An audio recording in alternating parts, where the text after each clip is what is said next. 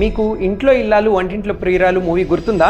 వెంకటేష్కి పెళ్లి అయిపోయిన తర్వాత బిజినెస్ పర్పస్ కోసం నేపాల్కి వెళ్ళినప్పుడు అక్కడ ఇంకొక అమ్మాయిని పెళ్లి చేసుకుంటాడు. మూవీలో సిచ్యువేషన్ డిఫరెంట్గా ఉన్నా ఎట్ లాస్ట్ అతను ఆ అమ్మాయి వైపు అట్రాక్ట్ అవుతాడు. రియల్ లైఫ్లో కూడా ఇలాంటి కన్ఫ్యూజన్ కొన్నిసార్లు వస్తుంది.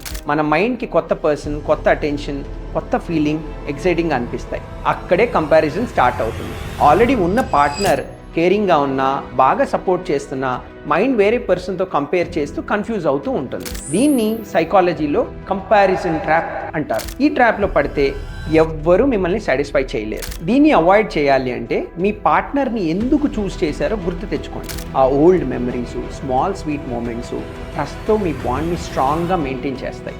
అట్రాక్షన్ టెంపరీ ఎక్సైట్మెంట్ అండ్ కిక్ని ఇస్తుంది, కానీ long term relationship stability and ట్రస్ట్ని ఇస్తుంది. Follow Indlas Hospitals for more mental health tips and strong relationships.